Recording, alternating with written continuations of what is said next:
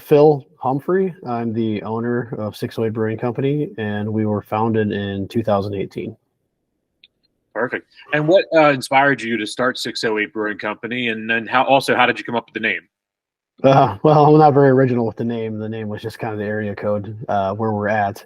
Um, but I worked in IT for 13 years, and I was homebrewed for, I don't know, maybe 5-6 years before we started the brewery. I think it was kind of like one of those, like, you brew once a year, and then it just kind of ramped up to the point where I was brewing pretty regularly. And the IT world was kind of a huge mental drain just based on the amount of hours I had to work. And, I was a consultant. So it was like, it was always doing like high level, like projects for a lot of places and like support level stuff. Like, hey, we're going to upgrade all of our servers, but they don't have any IT staff. So I have to do that overnight, or on the weekends. And it just, if I'm going to work that much, I might as well work for myself. So that kind of was a catalyst. My wife was on board, and we, figured out a way to get some funding and built a brewery. It's been great since. It's just fun to enjoy your job. Absolutely. And your wife and you guys work together every day? Oh no, she still actually has to work a real job. That's what she tells me. She doesn't get to have as much fun as you then, I guess, huh? Correct. And how do you, I guess, in leading into that, how do you balance your role as an owner and a head brewer, and what are some of those challenges and also the rewards as running a craft brewery?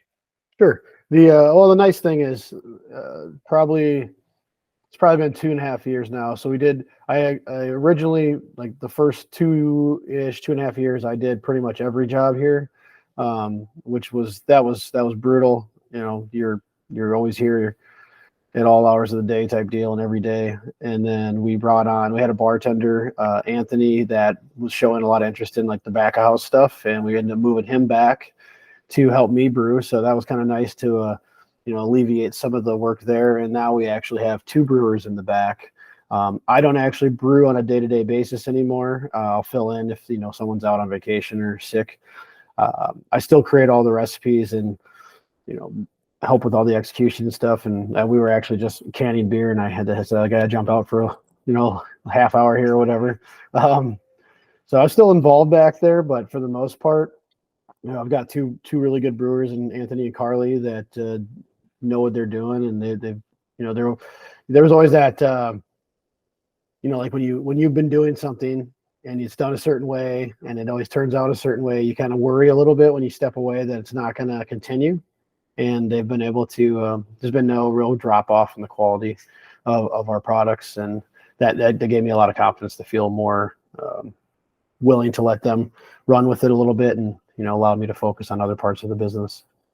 What are some of the unique features of the brewery? Location, equipment, the tap room, events, other things like that go on? Well, we don't really have the most greatest looking brewery. Like, we started this thing on a pretty low budget. It's the one thing we did is we did get on a very high traffic road, which was nice. We have a little bit of a parking lot, but not much. That's usually the number one complaint, is it fills up fast. And then, you got to park. People are lazy, right? So like they don't want to park too far away, but it's still not bad. Just a 7-barrel brew house. We have it pretty much maxed out in there. We have no real free space at this point. We're at, do some math here. I think we have 10 7-barrel tanks. So 2 bright tanks and 8 fermenters. We do have a smaller fermenter too that we use for some barrel aged stuff for some fun adjuncting. We do have a canning line, so all of our beers get put into 4-packs on a regular basis. But yeah, just like the typical craft brewery that didn't have a ton of money to bankroll. We're in a small spot, and you just kind of add on stuff as you go. You couldn't open with a lot of things. There's still some other fun toys I'd love to have, but pasteurizers and centrifuges are not very cheap. Well, and Phil, I mean, it's one of those things that over-indexing too much on debt is never really. I mean, some people love debt, some people don't. But there's a real freedom to not carrying a load of debt and really building it as in the right pace. Yeah, I agree. We've done pretty well, kind of not letting that get out of hand.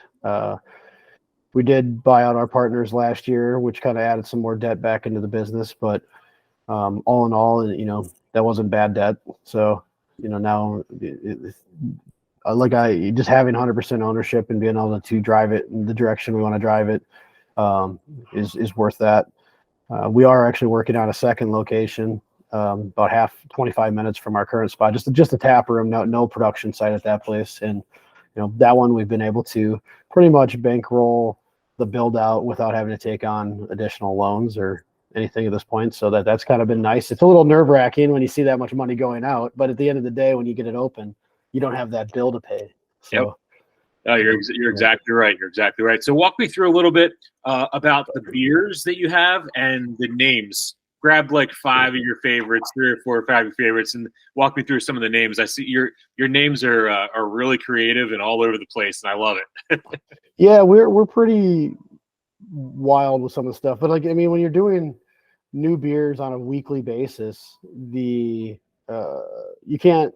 It's hard. It's actually really hard to come up with names now. We're at, I don't even know off the top of my head, but I think it's like over 400 beers that we've released in our 5-ish, a little more than 5 years we've been open. And you can only do so many things before, hey, someone's already had that or someone else has that. And it's a hard thing to track. But I'd say we do some, our flagship's like Citronado, so that's just a play on a tornado with hops spinning around it. And it's just, we try to maybe with our lagers try to keep it a little more classical or classy, I should say, versus off the cuff some of our things. I'm trying to think of some good beer names. Is the one I'm seeing in there named after you? Which one's that? Let's see here. The Pilsner. Yeah, unfortunately, that's not. If my name or my likeness is ever on a can, it's never my idea. I'm not that person that wants to be on the can. That was usually the staff giving me a hard time, or we have to do this. And then I think because most people that would come in here on a regular basis that see me at the tap room know that I don't want to be, and that for them that's funny to them. Yeah. So yes, Pilsner is named after me, unfortunately. But your image in the label, we're kindred spirits, because it's the same image I pose in every photo, the same way that I'm comfortable in photos. So I gotta say, I was taken back and had to laugh when I saw that when I was doing. Yeah, we have some other. I think I'm trying to think if there's any other ones I'm in. We've definitely had labels. We do like to utilize people that work here, in the marketing and stuff. So for we do a collaboration with a local CBD shop every 420, and it's Couch Locked. It's just a super dank IPA. And one of our brewers, Anthony's actually the guy that's been front and center on the label. So we have him seatbelt in, into a couch, and we keep building on it every year and adding more and more stuff to it. So those are kind of my favorite labels, is when we can do something with our staff where they had a part in it, more than just, hey, we made it, Yeah. So, getting them out there. And I feel that works really good for the marketing too, because there's the regulars and the people that come in here, we'll see them and it's hey, I saw you on the can or something I think it's great. I think it's something that not enough people utilize is branding everybody out and making it really fun and bringing that authentic spirit into everything that you do. And I want to compliment you, because you don't see that enough. I appreciate that. It's done in a gimmicky way, but it's for a lot of people, that's what they do. But I think you guys harnessed it in a way that really shows that this is our personality. We want to have some fun with it. We're not just trying to sell you beer. We're trying to tell you a story. And I think that's the biggest thing we've been trying to do even more of. I'm not very good at social media, but I've just noticed looking at the numbers, when you have your employees or people that work there and you're letting their personality shine, and in that forum, it does so much better naturally, just organically works a hell of a lot better than when you just take a picture and it seems all cold and it looks really good because it's edited in Photoshop and all this stuff. That stuff does look nice and you need that, I think, but having your employees being willing to be in the actual like social media stuff and labels, giving their like personality a voice to people that may not know them. Yeah, I love that. I really do. Tell me about your story prior to the brewery. What was your career and your life leading up to the brewery, and then that ultimate transitional position when you decided to make the jump? Yeah, like I don't know, it was like probably so when I was in high school, I just joined like the Army National Guard. I went to college basically because I was playing basketball, but I didn't go to a school that was big enough to give me scholarship help. So joined the military, did that, a couple of deployments there, got out of there, and it was kind of like I was already working like in an IT-ish job, doing support for Quick Trip, the gas station company up here. It's pretty large, and I ended up getting a full-time IT job there. Did that for numerous years, and that was kind of where I probably started drinking more, just because of the job. But it was met up, some friends that were home brewers that I didn't know that I went to high school with, and they kind of like showed me the way a little bit, and then joined a local homebrew club in Cross. And from there, it was just like I started bringing beers to those events, and people were like, "Hey, these are pretty good," like. And you don't know. The nice thing with the homebrew club is like they're usually pretty honest, because like everyone's bringing their product to get critiqued, because you want to know how to make better stuff at the end of the day. Versus like if I share with my neighbor, it's always good, because it's free. But yeah, I entered the national homebrew contest, and I won first place in the regional round with like a hazy IPA. And I really was only making those because of where I lived. There, no one was like, it was kind of still an East Coast thing, and I wanted those bad. So like, I honestly wanted to get the brewery open earlier once I realized, like, how many people I knew that weren't IPA people that like those New England style IPAs, just because of the lack of bitterness and all the fruity characteristics.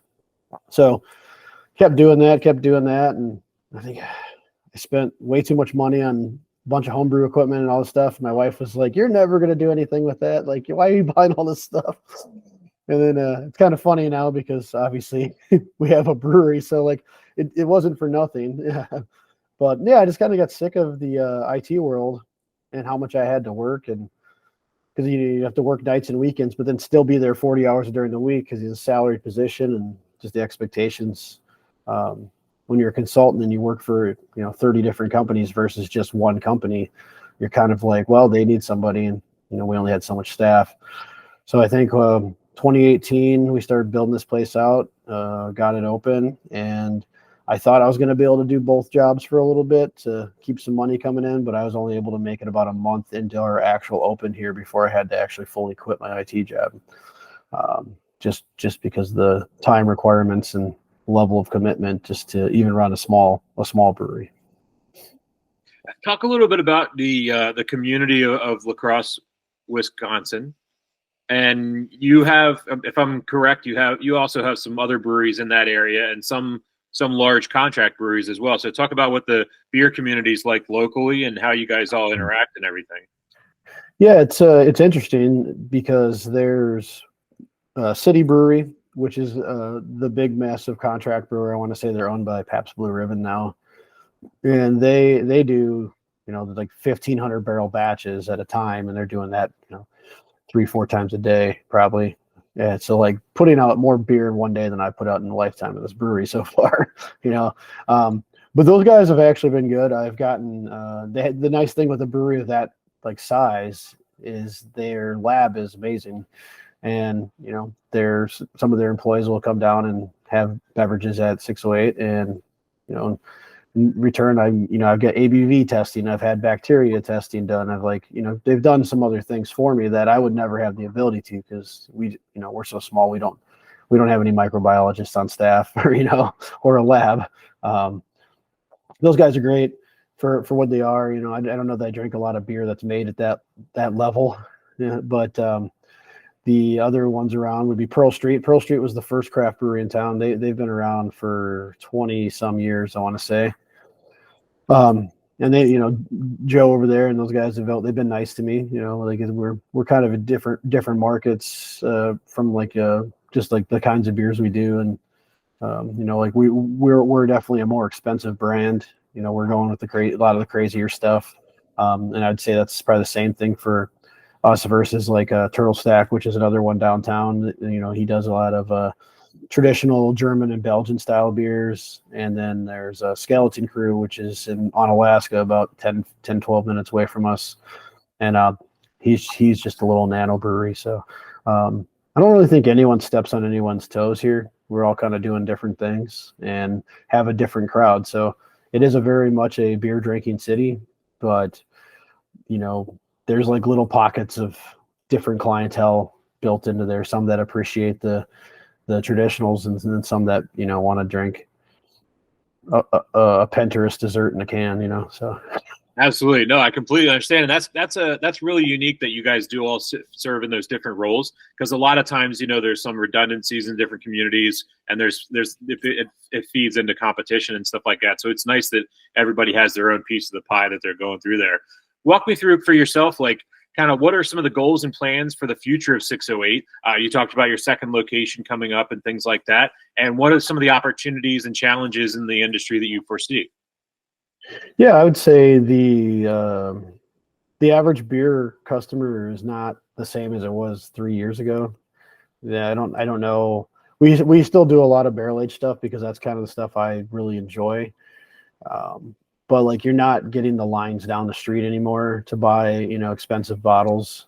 There's so many options out there in the alcohol world now with canned cocktails and like the canned wines and even the THC beverages coming online. Like you're getting pulled so many different ways as a consumer, and craft beer is highly caloric and not usually cheap. So it depends what your end goal is. If you just want to have a beer or two, then that's probably what you go for. But if you're looking to get a buzz on, well, it's a lot easier to go buy a canned cocktail that's 12-14% and get a 4-pack of it for $8. So, and also it's probably way less calories because it's vodka based or something like that. So for us, it's been we started making the hemp derived THC stuff, which has done well. It's not the same. It's like a different market of people for sure. The only nice thing when we started doing that is I started seeing some customers I haven't seen in a while because, health issues, things came up where they couldn't drink alcohol. So like, I thought that was really awesome that like they would come back to us when we had something they were actually able to utilize, or have, and, that their loyalty was still there after years of not seeing them. But yeah, we're just always trying to branch out into whatever we can do under our license. Because you have to be nimble, unfortunately, anymore. You can't just be like, hey, I'm making these 5 beers and that's all I'm ever going to make. Well, you're going to probably fail then. Exactly. Do you guys have, I know with like space and constraints, but you said you are doing a little bit of canning and stuff like that. Is there ever a retail aspiration for you? Is it going to be a strictly on-site consumption type thing? No, we did bring a sales guy on this year in January, and we have been doing a little bit of distribution into select bars, and bars usually that we feel like they're craft beer oriented versus a towny bar that just wants to have the cheapest things. So from a bar perspective, we kind of like are pretty picky with where we go. But we have got into the grocery store, liquor stores within our area, and a couple like within. Probably the western part of the state more so than anywhere, just to kind of supplement, if taproom to-go sales are down, just having an outlet for that has actually been great for us. Absolutely, Phil. Well, Phil, I appreciate your time. I'm going to give you a chance to shoot out all the social media platforms, and everybody can check you out as they're going through Wisconsin. Kind of where can they find you? Where can they find the business online? At 608brewingcompany.com. And then our Facebook, if you just look up 608 Brewing Company, I don't know their verbiage for their web links, but and then we're on Instagram and Twitter as 608 Brew Co. I don't know. Excellent. I don't know if we're anywhere else. Oh yeah, we have a TikTok account, but we don't really use it. You're in all the important places, so that's what matters. So. Yeah. Well, Yep. Phil, thank you so much for your time today. And if anybody's out in that La Crosse, Wisconsin area, definitely stop by 608 Brewing Company. Check out Phil and the gang and have one of those Pilsners for me. Have a great day. Thanks a lot, buddy. I appreciate it, man. Take care. If you have a story to share or you know someone with an inspiring journey, the FreeMind Podcast wants to hear from you. Submit your story or nominate somebody to be our next guest. Check out our website, thefreemindpodcast.com, and be a part of the conversation that truly matters.